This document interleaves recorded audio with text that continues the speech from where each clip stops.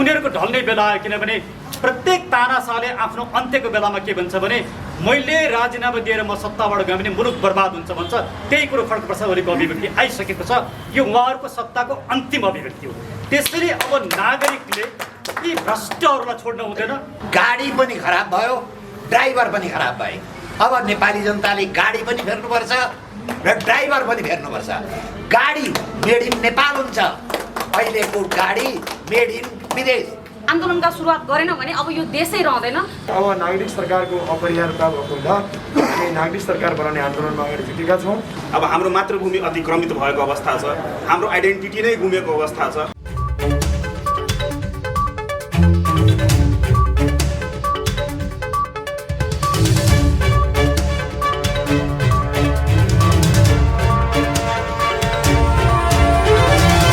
सम्पूर्ण उपस्थित मित्रहरू धन्यवाद। पत्रकार साथीहरू, मिडियाका साथीहरू सबैलाई हामी स्वागत गर्न चाहन्छौँ।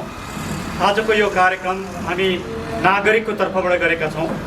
हुन त यहाँहरूले हाम्रो अनुहारलाई हेरेर नेपालका लागि नेपाली भनेर चिन्नुभयो होला, तर आज हामीले हाम्रो नेपालका लागि नेपालीबाट मात्रै नभएर कुनै एउटा फोरमबाट नभएर मुलुकको समस्या समाधान गर्नका लागि सबै ऐक्यबद्ध हुनुपर्ने, सहकार्य गर्नुपर्ने आवश्यकता भएकाले आजको हाम्रो कार्यक्रम हामीले कुनै ब्यानरभित्र गरेनौँ, एउटा स्वतन्त्र नागरिकको रूपमा हामीले गऱ्यौँ। र यो कार्यक्रममा आज के भयो, हामीले के कुरामा सहमति गऱ्यौँ भन्ने विषयमा ब्रिफिङ गर्नु नै आजको हाम्रो पत्रकार सम्मेलनको मुख्य उद्देश्य भएकोले तपाईँहरूले यो कोभिडका बिचमा पनि, यस्तो सन्तासका बिचमा पनि तपाईँहरू आएर यो कार्यक्रमलाई जसरी मिडियाले साथ दिनुभयो त्यसको लागि धन्यवाद दिँदै म आजका मूलभूत कुराहरूको विषयमा यहाँहरूलाई जानकारी गराउन चाहन्छु। म सुरेन्द्र भण्डारी। आज हामी लगभग 172 जना उपस्थित भएर हामीले बिहान 11 बजेदेखि नै हामीले छलफल गऱ्यौँ र हाम्रो छलफलको एउटा निष्कर्ष कस्तो रह्यो भने अब मुलुकलाई निकास दिनको लागि एक सूत्रीय एजेन्डामा जानुपर्दछ र त्यो एक सूत्रीय एजेन्डा भनेको नागरिक सरकार हो। र नागरिक सरकारको एजेन्डामा सबैलाई समेटेर गोलबन्द गरेर सबै राष्ट्रवादी शक्तिहरू, लोकतान्त्रिक शक्तिहरू, जसलाई हामीले नागरिक तन्त्र भनेर भन्ने गरेका छौँ, डेमोक्रेसीलाई नागरिक तन्त्रमा विश्वास गर्ने शक्तिहरू र प्रगतिशील शक्तिहरू, यी सबै शक्तिहरू एक ठाउँमा आएर अब मुलुकलाई निकास दिनुपर्छ भन्ने हाम्रो निर्णय भयो। यसमा मूलतः एउटा प्रश्न के हुन सक्छ भने किन निर्वाचित सरकार हुँदाहुँदै नागरिक सरकार चाहियो भन्ने प्रश्न हुन सक्छ। यसमा हामीले प्रष्ट रूपमा यसको जवाब आज खोज्यौँ। त्यसको जवाब के हो भने यो अहिलेको वर्तमान सत्ता र सरकार असफल भइसक्यो। यसले कोभिडको महामारीमा पनि नागरिकको ज्यानको सुरक्षा गर्न सकेन।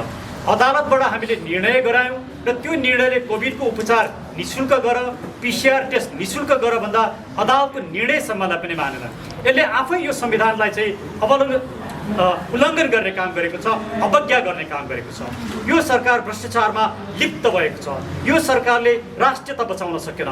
त्यसैले यो सत्ता र सरकार आज मुलुक क्राइसिसमा हुँदाखेरि सत्ताको छिनाझाम्टीमा सत्ता दलहरू, सत्तामा बसेका दलहरू लागि परेका छन्। यसले एउटा प्रश्न के सन्देश दियो भने यो निर्वाचित सरकार असफल भइसकेको कारणले नागरिकको ज्यानको रक्षा गर्नको लागि, राष्ट्रियताको रक्षा गर्नको लागि, राजनीतिलाई शुद्धिकरण गर्नका लागि हामीले अब विकल्पको सरकार चाहियो र त्यो सरकार भनेको नागरिक सरकार हो भन्ने निर्णयमा हामी पुग्यौँ। र अब हामी नेपालमा भएका सम्पूर्ण सङ्घ संस्थाहरू, राजनीतिक दल, अभियन्ता, बुद्धिजीवीहरूसँग सहकार्य गर्नका लागि एउटा हामीले आज लगभग 60 जनाको हामीले एउटा समिति बनाएका छौँ। त्यो एउटा प्रस्तावित समिति हो र त्यो समितिले यी सबै व्यक्तित्वहरूसँग र अभियानहरूसँग, दलहरूसँग छलफल गरेर राष्ट्रिय नागरिक आन्दोलन, हामी त्यसको एउटा नामाकरणको विषयमा पनि निर्णय गर्नेछौँ। 3टा फरक नामको विषयमा अहिले आएको छ। संयुक्त राष्ट्रिय नागरिक आन्दोलन, राष्ट्रिय नागरिक आन्दोलन, राष्ट्रवादी नागरिक आन्दोलन, यी विभिन्न विचारहरू आएका छन्। हामी एउटा निष्कर्षमा पुग्नेछौँ र मूलतः आजको हाम्रो यो कार्यक्रमले अब मुलुकमा आन्दोलनको विकल्प छैन, सरकार असफल भयो, यो सरकारको विकल्प भनेको नागरिक सरकार हो भन्ने हामी निष्कर्षमा पुग्यौँ। त्यो कुरा हामी यहाँहरू मार्फत सम्पूर्ण नेपाली नागरिकलाई जानकारी गराउन चाहन्छौँ। दोस्रो, अब निकासको लागि नागरिकहरू शान्तिपूर्ण रूपमा र अहिंसात्मक रूपमा सडकमा आउनुपर्छ। त्यसको लागि हाम्रो पहिलो कार्यक्रम मङ्सिर 20 गते हामीले काठमाडौँमा माइतीघरमा मङ्सिर 20 गते शनिबार दिनको 11 बजे विशाल प्रदर्शन हामी गर्दैछौँ। र त्यो प्रदर्शनमा हामी नागरिक आन्दोलनका सम्पूर्ण कार्यक्रमहरू घोषणा गर्छौँ र त्यो घोषणा पछाडि मुलुकमा हामी नागरिक आन्दोलन सिर्जना गर्छौँ र त्यो अविरल रूपमा यो सत्ता र सरकार परिवर्तन नभएसम्म त्यो निरन्तर रहनेछ। त्यसैले मङ्सिर 20 गतेको लागि हामी सम्पूर्ण नेपाली नागरिकहरूलाई, सम्पूर्ण राष्ट्रवादी, सम्पूर्ण डेमोक्रेटिक, सम्पूर्ण प्रगतिशील शक्तिहरूलाई हामीलाई साथ दिनको लागि अनुरोध गर्दछौँ। अब हामीले कसैले कसैको विरोध गरेर अब यो मुलुक बस्दैन, कसैले कसैमाथि शङ्का गरेर यो मुलुक बस्दैन। अब हामी एक टिक्का भएर मुलुकलाई बचाउनु पर्दछ, नागरिक भएर मुलुकलाई बचाउनु पर्दछ भन्ने सन्देशका साथ आज हामी विभिन्न जिल्लाबाट, पोखराबाट, चितवनबाट, विभिन्न अन्य जिल्लाहरूबाट आएका 172 जना साथीभाइहरू भेला भएर हामीले यो निष्कर्ष निकालेका छौँ। र यस विषयमा अरू थप कुराहरू राखिदिनुको लागि म बालकृष्ण नेउपानेजी र शङ्कर खरालजीलाई पनि म निवेदन गर्दछु।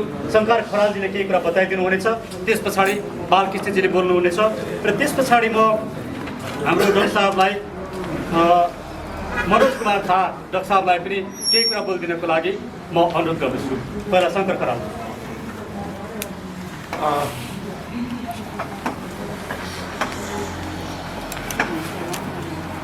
नमस्कार।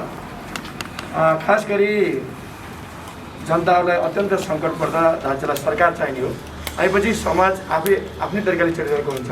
यस्तो जटिल अवस्थामा पनि राज्य जल्दै नहुँदाखेरि अब जनताले आफ्नो बाटो खोज्ने बेला आएको छ र नागरिक अब आफैमा आन्दोलनमा जाने बेला आएको छ। त्यसकारण पनि अब नागरिक सरकारको अपरिहार्यता भएको हुँदा हामी नागरिक सरकार बनाउने आन्दोलनमा अगाडि जुटेका छौँ। अब यो देशव्यापी रूपमा आन्दोलनको लहर छेलिन्छ। मङ्सिर 20 गते अब हामीले म कुन पार्टीको भनेर आफ्ना एजेन्डाहरू छोडेर अब राष्ट्र बचाउने एजेन्डामा सबैजना आइदिनु हुन र अब यो 20 गतेबाट यो आन्दोलनमा आइदिनु हुनुको लागि म सबैलाई विनम्र अनुरोध गर्दछु। र अब यो पत्रकार साथीहरूले पनि यो संसारलाई अझ बढीभन्दा बढी संरक्षण गरेर सहयोग गरिदिन पनि अनुरोध गर्दछु। धन्यवाद। धन्यवाद। डाक्टर मनोज झा यहीँ आएर बोलिदिनु होला।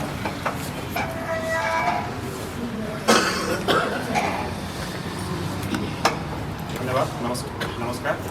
म डाक्टर मनोज कुमार झा, राष्ट्र बचाओ अभियानको संयोजक पनि र आज यो राष्ट्रिय नागरिक सम्मेलन भनौँ न एक किसिमले, मैले नामाकरण गर्दाखेरि राष्ट्रिय नागरिक सम्मेलन को सहभागी र आज तदर्थ समिति, हाम्रो प्रारम्भिक तदर्थ समिति बनेको छ। राष्ट्रिय नागरिक आन्दोलनको लागि विभिन्न प्रस्तावहरू आएका छन्। अब वास्तविकमा भन्ने हो भने अब यहाँहरूलाई थाहा भएकै कुरा हो र आम जनताले महसुस गरेर भएको कुरा, अराजक राज्यतन्त्र भनौँ न, राज्यतन्त्र अराजक भयो, राज्यविहीन र जसलाई हामीले जनप्रतिनिधि भनेर अगाडि बढायौँ त्यो जनप्रतिनिधि नै भक्षक भयो, राष्ट्र जनताको भक्षक। र हामीले घोषणा भन्दै आएको कुरा हुन त यो व्यवस्था र संविधान नै अवैधानिक हो। हामीले अवैधानिक भनेका छौँ यसलाई, यो गलत बाटोबाट आएको पनि छ। यसको विरुद्धमा र अहिले जुन राष्ट्रव्यापी रूपमा जुन देखिएको छ हाम्रो नेपाल र नेपालीकै अस्मितामाथि प्रहार हुँदै आएको कुरा हो। यहाँ मिडिया कर्मी साथीहरूले पनि उठाउनु भएको छ आफ्नो आफ्नो ठाउँबाट। त्यसको विरुद्ध र हाम्रो नेपाल र नेपालीको अस्मिता बचाउनको लागि उहाँ सुरेन्द्र भण्डारी सरको प्रमुख भूमिका भनौँ न, एक ठाउँमा गोलबन्द गर्ने बालकृष्ण सरको लगायतका सबै हामीहरू। अब हामी अगाडि नबढे नेपाल र नेपाली नै नरहने अवस्था सिर्जना भएको छ। अब हाम्रो मातृभूमि अतिक्रमित भएको अवस्था छ, हाम्रो आइडेन्टिटी नै गुमेको अवस्था छ, हामी पहिचानविहीन भएका छौँ, हाम्रो एकता र राष्ट्रियतामाथि निरन्तर आक्रमण भएको छ देशी र विदेशी सबै शक्तिहरूबाट। र राज्य चाहिँ त्यसमा मौन भइदियो। तिनीहरू चाहिँ एउटा बिक्रीवाद, मैले एउटा शब्द प्रयोग गरेको छु, बिक्रीवाद। त्यो बिक्रीवादमा रुमलिएर र राजनीतिलाई अपराधीकरण र व्यापारीकरण र यस यावत कुराहरूलाई एउटा निकास दिनलाई र नेपाल र नेपालीको अस्तित्वलाई जोगाउनुको लागि हामी सबैजना यहाँ एकत्रित भएका छौँ। र हाम्रो आगामी दिनमा एउटा राष्ट्रिय नागरिक आन्दोलन हुन त 2-3वटा नाम प्रस्ताव भएको छ र त्यसको एउटा कमन नाम भनौँ न, त्यसमा अब अगाडि पछाडि 1-2टा शब्द अगाडि पछाडि हुनसक्छ, तर मूल नाम त्यही राष्ट्रिय नागरिक आन्दोलनको हामी तयारीमा छौँ। देशव्यापी आन्दोलन जसको हाम्रो टार्गेटै हुन्छ प्रत्येक घरलाई आन्दोलित गर्ने, नेपाल र नेपालीलाई माया गर्ने, सम्पूर्ण परिवार सम्पूर्ण घरलाई आन्दोलित गरेर एउटा हाम्रो नेपालीको जुन हाम्रो वीर पुर्खाहरूले जुन एउटा सपना देख्नु भएको थियो र एउटा जग बसाल्नु भएको थियो त्यसलाई फेरि पुनरुत्थान गर्दै त्यसलाई एउटा विश्व मानचित्रमा स्थापित गराउनको लागि हामी अगाडि बढ्दैछौँ र त्यसमा हामीले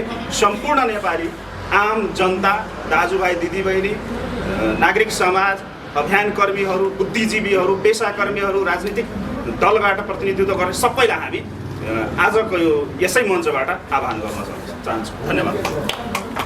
धन्यवाद डाक्टर मनोज। छोटकरीमा अब सृजनाजीले केही कुराहरू राखिदिनुहुन्छ र अन्तिममा बालकृष्णजीले आजको सम्पूर्ण कुराहरूलाई समाविष्ट गरेर भावी कार्यक्रमहरूको बारेमा बोलिदिनुहुनेछ। सृजनाजी। धन्यवाद। सबैजनालाई धेरै धेरै धन्यवाद व्यक्त गर्न चाहन्छु। आज जुन एउटा सभा आयोजना गर्नुभएको छ उहाँलाई विशेष धन्यवाद। वास्तवमा निर्वाचित सरकार जुन थियो त्यो एकदमै असफल भएर गएको हामीले अहिले महसुस गरिरहेका छौँ र सम्पूर्ण नेपाली जनताले पनि महसुस गरेको कुरा हो। र अब हरेक कोणबाट यो सरकार असफल भइसकेपछि अब नागरिकले गर्ने के त भन्दा नागरिकले जनस्तरबाट नागरिक चाहिँ सरकार घोषणा गर्ने जुन एउटा चाहिँ डाक्टर साहबले एउटा प्रतिबद्धता व्यक्त गर्नुभएको छ र अभियान पनि सञ्चालन गर्नुभएको छ। यसमा चाहिँ म तपाईँहरू जो चाहिँ हाम्रो यो टेलिभिजन हेरेर बस्नु भएको छ उहाँहरूलाई सम्पूर्णलाई म आग्रह गर्न चाहन्छु, अनुरोध गर्न चाहन्छु। अब साँच्चीकै बेला आएको छ होइन, हामीले पटक पटक भन्ने गरेका छौँ र चाहिँ अहिलेको जुन एउटा सरकार छ त्यसले नेपाली जनताको हितमा काम गरेन, तपाईँको चाहिँ यो राष्ट्रको हितमा काम गरेन। जहिले पनि चाहिँ सत्तासीन जो हुनुहुन्छ उहाँहरूले कसैको इसारामा यो देशलाई विखण्डन गर्ने काम मात्र गरे। कहिले जातीयताका नाम लिएर, कहिले धर्मका नाम लिएर होइन, यहाँका मौलिकताहरू नष्ट गर्ने तर्फ मात्र उहाँहरूको ध्यान केन्द्रित भयो र नेपाली जनताको हितमा काम गरेनन् भनेर हामीले पटक पटक भन्ने गरेका थियौँ। र अहिले आएर चाहिँ हाम्रो निष्कर्ष के हो भने अब यदि हामी सडकमा उत्रेर चाहिँ आन्दोलनका सुरुवात गरेनौँ भने अब यो देशै रहँदैन र यहाँको राष्ट्रियता भन्ने बित्तिकै यहाँभित्रका मौलिकताहरू, यहाँका संस्कार संस्कृतिहरू, यहाँभित्र भएका हाम्रा राष्ट्रिय एकताहरू नै चाहिँ नष्ट भएर जाने एउटा चाहिँ हामीले एउटा गम्भीर सङ्कटको चाहिँ एउटा त्यो जुन आभास गरेका छौँ योबाट चाहिँ मुक्त हुनका लागि पनि हामीले म तपाईँहरूलाई चाहिँ आग्रह गर्न चाहन्छु, अनुरोध गर्न चाहन्छु। र जुन डाक्टर साहबले भनेअनुसार हाम्रो मक्सिर 20 गते मक्सिर 20 गतेबाट जुन एउटा चाहिँ राष्ट्रव्यापी रूपमा आन्दोलन घोषणा गरेको छ यसमा तपाईँहरू जुन क्षेत्रमा हुनुहुन्छ त्यो क्षेत्रबाट चाहिँ यसलाई चाहिँ तपाईँको आफ्नो यो आन्दोलन, आफ्नो चाहिँ पहिचानको आन्दोलन भनेर सम्झेर साथ दिनुहुन्छ भन्ने मैले आशा व्यक्त गरेको छु। धन्यवाद। र आजको कार्यक्रममा विशेष रूपमा आफ्ना वक्तव्य राखिदिनुहुने doctor KB Rokai, doctor Rajesh Sairaj लगायतका अन्य सम्पूर्ण व्यक्तिहरूलाई धन्यवाद दिँदै अबको कार्यक्रम र आजको यो भेला र यसले गरेका महत्त्वपूर्ण निर्णयहरूको बारेमा समग्रमा प्रकाश पारिदिनको लागि र पत्रकार सम्मेलनलाई पनि यसलाई सम्बोधन गरिदिन म बालकृष्ण नेउपानेजीलाई हार्दिक अनुरोध गर्दछु। नमस्कार। आज हामी करिब 5 घन्टा छलफल गऱ्यौँ। करिब 60 जना सहभागीले आफ्नो विचार व्यक्त गर्नुभयो। सम्पूर्ण मान्छे सहभागीको विचार सुन्दा 12 बुँदे दिल्ली सम्झौताबाट सुरु भएको संरचना भनेको यो पार्टी, यो संविधान, यो व्यवस्था, यी नेता असफल भए। अब यिनीहरूले यो देश चलाउन सक्दैनन्।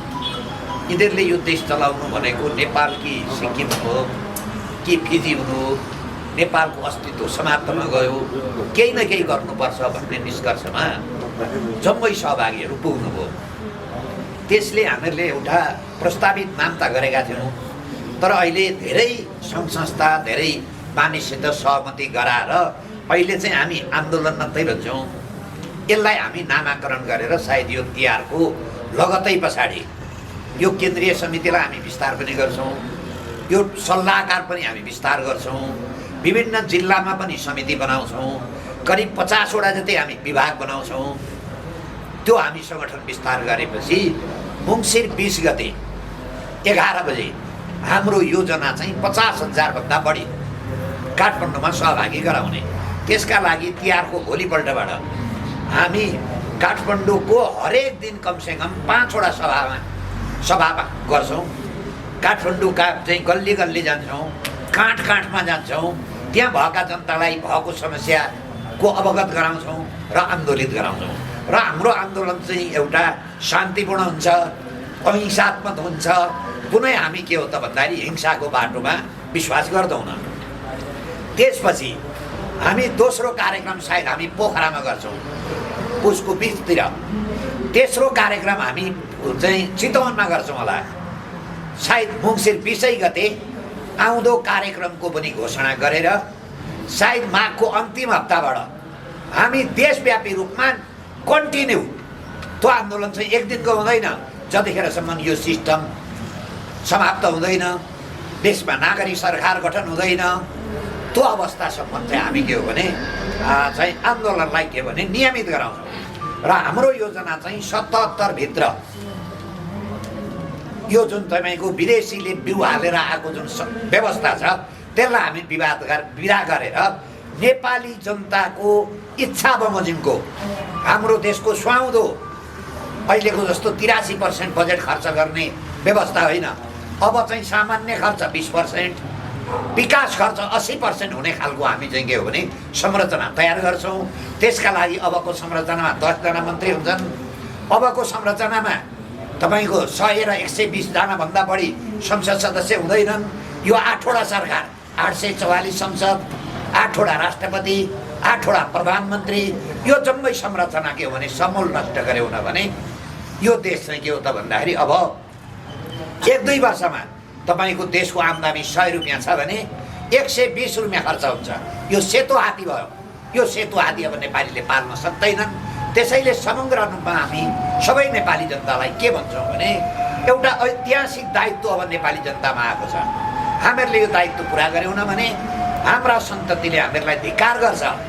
त्यसैले यो व्यवस्थाप्रति असन्तुष्ट, भ्रष्टाचारप्रति गरेको प्रति असन्तुष्ट, नेपालमा हिन्दू, बुद्ध र किराँत धर्म सापेक्ष राष्ट्र हुनुपर्छ भन्ने मान्छे र यो चाहिँ भन्दाखेरि हाम्रो यो नेपालीले धान्नै नसक्ने यी सेता हात्तीलाई विदा गर्नुपर्छ। र हामीहरूले त्यसपछि के भन्यौँ भने जब नागरिक सरकार गठन हुन्छ त्यसपछि हामी नागरिक आयोग बनाउँछौँ। त्यो नागरिक आयोगले पञ्चायत कालदेखि अहिलेसम्मका कालका जम्मै राजनीतिज्ञ र उच्च ओहदाका मान्छेको सम्पत्ति छानबिन हुन्छ। त्यसरी छानबिन गर्दा हाम्रो अनुमानमा 10 देखि 12 वर्षको बजेट निस्किन्छ। त्यो 10-12 वर्षको बजेट हामी नेपालमा गरिबी रेखा मुनि भएका नेपाली जनताको शिक्षा, स्वास्थ्य र रोजगारमा खर्च गऱ्यौँ भने नेपालबाट गरिबी उन्मूलन हुन्छ। यो कतारमा जान नसक्ने र मलेसियामा र तपाईँको खाडी देशमा जान नसक्ने मान्छेलाई हामीहरूले नेपाली जनताले रगत र पसिना तिरेको करबाट 844 संसद, 144 मन्त्री, अहिले मात्रै यो देशमा 1000 सल्लाहकार छन्। ती सल्लाहकार हामी पाल्न सक्दैनौँ। एउटा चाहिँ भन्नुहोस् तपाईँको उत्तर प्रदेश 21 करोड जनसङ्ख्या छ। त्यहाँ एउटै प्रदेशले चलाएको छ। 3 करोड जनसङ्ख्यालाई किन 7-7वटा प्रदेश बनाउनु पर्यो? यसको अर्थ के हो भने यो सङ्घीयता भनेको चाहिँ के हो भने भ्रष्टाचारको सङ्घीयता हो। अरू केही पनि काम गरेन। अहिले कोरोनाको कुरो हेर्नुहोस्, तपाईँको खाना नपाएका कुरा हेर्नुहोस्, अहिले यिनीहरूको सत्ताको चाहिँ झिनाझम्टी हेर्नुहोस्। यसले एउटै प्रमाण के हो भने यो व्यवस्था अब चल्दैन। हुने बिरुवाका चिल्लापात भन्छ नि, 2/3 सरकारले के गर्यो त? गर्यो? गरेन। हरेक प्रयोग हामी हेऱ्यौँ, हरेक नेता प्रयोग हेरिसक्यौँ। र हाम्रो निष्कर्ष के हो भने गाडी पनि खराब भयो, ड्राइभर पनि खराब भए।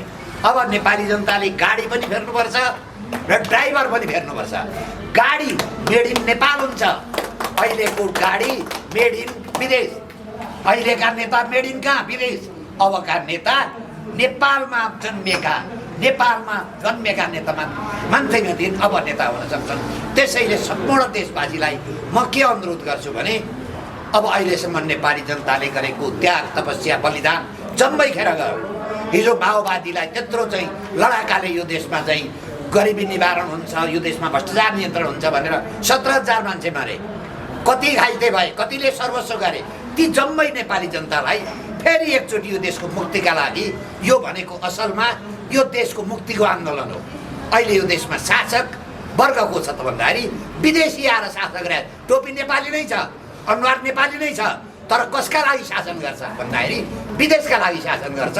यसको उदाहरण बारम्बार नागरिकता बाँड्ने, विदेशी खुफिया एजेन्सीका मान्छेसँग आएर गोप्य मन्त्रणा गर्ने, त्यो गोप्य मन्त्रणा के गरियो सार्वजनिक नगर्ने। त्यसले एउटा के सङ्केत गर्छ भने नेपाल कता न कता सिक्किमीकरणको बाटोतिर जाँदैछ कि यसलाई रोक्न सक्ने हैसियत नेपाली जनताको मात्रै भएको कारणले हामी कुनै स्वार्थमा आएका होइनौँ। हामी यो देशमा धेरै गरिरहेका राष्ट्रियताको सम्वर्धन गर्ने, भ्रष्टाचार नियन्त्रण गर्नमा हिँडिरहेका मान्छे हौँ। हामी भूमिगत मान्छे होइनौँ। हामीहरूलाई विदेशीले जमाएको होइन। त्यसैले नेपाली जनताले सोच विचार गरेर तुलना गर्नुहोस् अब यी नेताले के गरे भनेर। त्यसैले म यो आन्दोलनमा सहभागी गरेर यो देशलाई मुक्त गराउनका लागि म अनुरोध गर्छु। तपाईँहरू आइदिनुभयो, त्यसका लागि तपाईँहरूलाई धन्यवाद दिँदै केही प्रश्न छ भने हामी त्यसको उत्तर दिन्छौँ, नभए यो कार्यक्रम यही सकिन्छ। केही छ भने हामी नागरिक सरकार चाहिँ कसले घोषणा गर्ने, कहाँबाट गर्ने? नेपाली जनताले आन्दोलनबाट गर्ने। नागरिक सरकारको घोषणा चाहिँ मूलत यो सत्ता र यो सरकार असफल भएको कारणले नागरिकहरूको काँधमा एउटा ठुलो ऐतिहासिक जिम्मेवारी आएको छ। नागरिकको जीवन रक्षा गर्नका लागि, यो मुलुक बनाउनको लागि जुन जुन शक्तिहरू लागि परेका छन्, जुन जुन शक्तिले आफ्नो जिम्मेवारी ठानेका छन्, ती सम्पूर्ण राष्ट्रवादी शक्तिहरू नागरिकहरू सडकमा आएर सडकले नागरिक सरकार घोषणा गर्छ र सडकले यो सरकारलाई विस्थापित गर्छ र नयाँ नेपालको मुहार फेर्नका लागि, नयाँ नेपाल बनाउनको लागि नागरिक सरकार स्थापना गर्छ र त्यो नागरिक सरकारले केही महत्त्वपूर्ण काम गर्छ। त्यो नागरिक सरकारले गर्ने पहिलो काम भनेको नागरिक आयोग बनाएर पञ्चायत कालदेखि आजसम्म सत्तामा बस्ने प्रत्येक राजनीतिज्ञ र माथिल्लो तहमा बस्ने ब्युरोक्र्याट्सहरूको सम्पत्तिको छानबिन गरेर दोषीलाई कारवाही गर्छ र त्यो घुस खाएर भ्रष्टाचार गरेर कमाएको सम्पत्ति जफत गरेर शिक्षा, स्वास्थ्य, रोजगारी र गरिबी निवारणमा लगाउँछ। पहिलो काम। दोस्रो काम, न्यायपालिकाबाट न्याय पाइन्छ भन्ने प्रत्याभूति दिनका लागि राजनीतिक रूपमा नियुक्त भएका सम्पूर्ण न्यायाधीशहरूको नियुक्ति खारेज गर्छ। राजनीतिक रूपमा नियुक्त गरेका सम्पूर्ण दलीय आधारमा भएका नियुक्तिहरू संवैधानिक निकायदेखि सम्पूर्ण कुरोलाई खारेज गर्छ र नयाँ किसिमको क्षमताका आधारमा, मुलुकप्रतिको निष्ठाका आधारमा नियुक्ति गर्छ र सिङ्गो राज्य सिस्टमलाई नै नागरिकमुखी बनाउँछ, डेमोक्रेटिक र राष्ट्रवादी बनाउँछ। दोस्रो काम त्यो हुन्छ। तेस्रो काम, अहिलेको निर्वाचन चाहिँ एन्टी डेमोक्रेटिक छ, यो लोकतान्त्रिक नै छैन। हामीले लोकतन्त्रको शब्दलाई नागरिकतन्त्र भन्ने गरेका छौँ, नागरिकतान्त्रिक नै छैन। त्यसैले हामी निर्वाचनमा आमूल परिवर्तन गर्छौँ। पैसाका भरमा मतदाता किनेर, उम्मेदवार किनेर, भोज भत्तेर गरेर र गुन्डा परिचालन गरेर जितिने निर्वाचन प्रणालीको अन्त्य गर्छौँ। विदेशमा बस्ने नेपाली नागरिकले पनि मतदान दिन पाउने व्यवस्था गरेर अनि हामी निर्वाचन गरेर बहुदलीय प्रतिस्पर्धाका आधारमा लोकतन्त्रलाई, डेमोक्रेसीलाई संस्थागत गर्छौँ र यो नागरिक सरकार 2 वर्षसम्मको लागि मात्रै हुनेछ। तेस्रो काम हामीले त्यो गर्नेछ।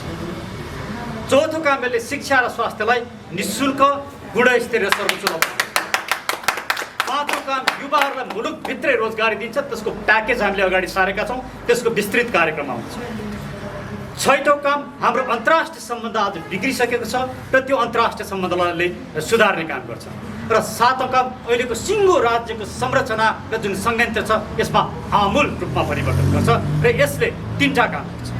लोकतन्त्र या डेमोक्रेसीलाई संस्थागत बनाउँछ, जसलाई हामी नागरिकतन्त्र भन्छौँ, डेमोक्रेसी। यसले मुलुकलाई बचाउँछ, राष्ट्रलाई बचाउने काम गर्छ, राजनीतिलाई शुद्धिकरण गर्ने काम गर्छ। त्यसैले मुलुक बचाउनको लागि र नागरिकको जीवनको जिम्मा लिनका लागि अब नागरिक सरकार चाहेकोले यी मिनिमम कामहरू नागरिक सरकारले 2 वर्षभित्र सम्पन्न गर्छ र त्यस पछाडिका इलेक्टेड भएर आउने गभर्मेन्टले आउने नयाँ संवैधानिक संरचनाभित्र बसेर हामी व्यापक रूपमा छलफल गरेर नयाँ संविधान बनाउँछौँ र 2072 सालको संविधान, यो जुन अहिलेको नेपालको संविधान छ, त्यो मुलुकको हितमा चाहिँ यसलाई हामी खारेज गर्छौँ र त्यो खारेजीको लागि, यो संविधानको खारेजी र साँचो अर्थमा नागरिकको शासनको लागि अबको आन्दोलन केन्द्रित हुन्छ। नागरिक सरकारको स्वरूप कस्तो हुन्छ र नागरिक सरकार भनेको राजा राज संस्था सहितको हो कि राजा र राज संस्था बाहेकको बिनाको? अहिले हामीले राजनीतिक रूपमा विवादास्पद कुरा गरेका छैनौँ। अहिले हामीले नागरिक सरकार केलाई भनेको छौँ भने सडकले घोषणा गर्छ र त्यो सडकले घोषणा गर्दाखेरि निष्कलङ्कित, निष्पक्ष, राष्ट्रवादी र मुलुकले पत्याएको र आन्दोलनलाई नेतृत्व गर्ने शक्तिको कम्तीमा 10 जना, धेरै ठुलो सरकार हुँदैन, 10 जनाको सरकार हुनेछ र यो सरकारलाई विस्थापित गरेर त्यो सरकारले मुलुकको शासन सत्ता हस्तान्तरण गर्नेछ र आवश्यक पर्यो भने यो राष्ट्र निर्माण गर्न चाहिने सम्पूर्ण शक्तिहरूको सहयोग हामी लिनेछौँ। अहिले नै तपाईँहरू राजा र राज संस्थाको विषयमा यही हो भनेर निष्कर्षमा पुग्नु भएको छैन। हामी कतिपय कुराहरू चाहिँ अहिले बोल्न चाहन्छौँ। नेपालका लागि नेपालीको क्लियर धारणा छ, लोकतन्त्र सहितको राज संस्था नेपालका लागि नेपालीको पोलिटिकल बटम लाइन हो। तर अहिले हामी नेपालका लागि नेपालीको कुरा गरिरहेको छौँ। अहिले हामी सम्पूर्ण राजनीतिक शक्तिहरू, सम्पूर्ण अभियानहरू, सम्पूर्ण बुद्धिजीवीहरू एक ठाउँमा आउनुपर्छ भन्ने कुरा गर्छौँ। अहिलेको हाम्रो मिनिमम एजेन्डा यो सरकार र सत्तालाई फाल्नु, त्यसको लागि नागरिक सरकार स्थापित गर्नु। त्यो नागरिक सरकार स्थापित गर्नको लागि सबैको लागि स्वीकार्य हुने एजेन्डा मात्रै अहिले हामीले बोकेका छौँ। हाम्रा आफ्ना एजेन्डा त्यस पछाडि बोक्ला। कोहीलाई गणतन्त्र मनपर्छ गणतन्त्रमा जाँला, कसैलाई राज संस्था मन पर्ला राज संस्थामा जाउँला। हामी निश्चित रूपमा हो हामी राज संस्थाको पक्षमा छौँ, त्यो लुकिने कुरै छैन।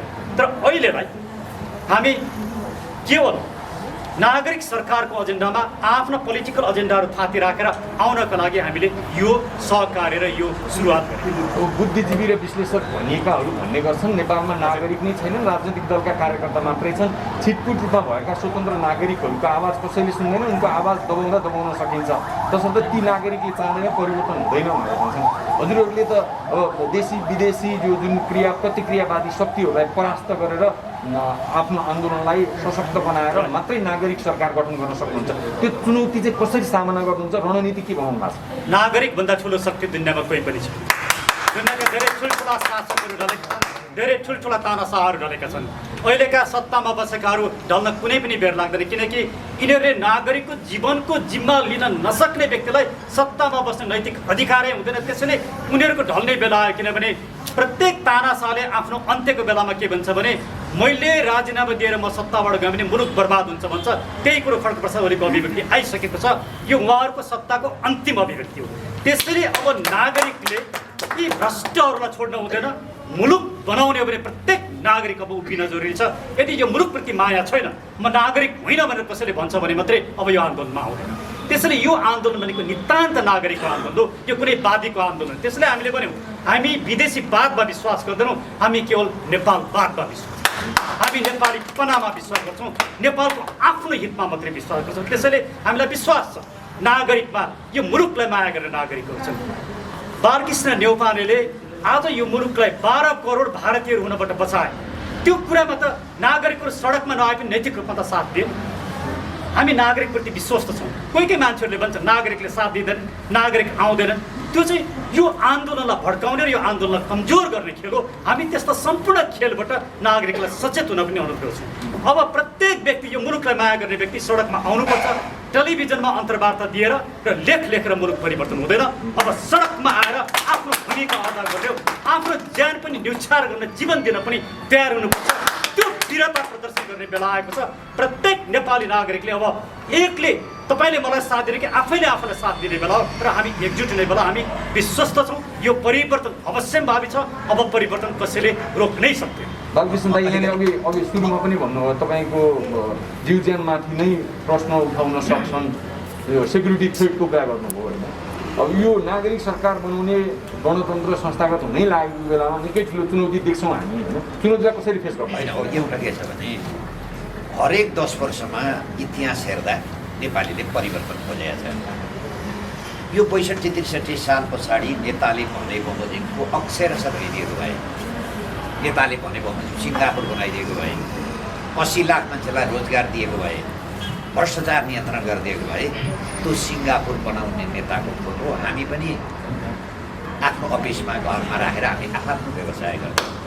तर बनाइदिन्छु भने सिङ्गापुर, तर नेपाल भयो सिङ्गापुर भने नेताले हामी त नयाँ नेपाल बनाउँछौँ। नेपाल भयो अहिले पुरानो बिहार, अहिलेको बिहार होइन, पुरानो बिहार। त्यसैले नेपाली जनता शान्तिप्रिय छन्, तात्दैनन्। तर हरेक 10 वर्षमा जब तात्छन् त्यसपछि सेलाउँदैन। अहिले बोइलिङ पोइन्टमा पुगिसक्यो। त्यसैले हामी नेपाली जनतामा हामी विश्वास गर्छौँ। हामी विदेशीमा विश्वास गर्दैनौँ, विदेशी खुफिया एजेन्सीमा विश्वास गर्दैनौँ। जहाँसम्म तपाईँले सुरक्षाका कुरो गर्नुभयो, 46-47 सालमा गिरिजाप्रसाद कोइरालाले ठन्डकपुर बेचेर आउँदा त्यो सुरक्षा थ्रेट मलाई थियो।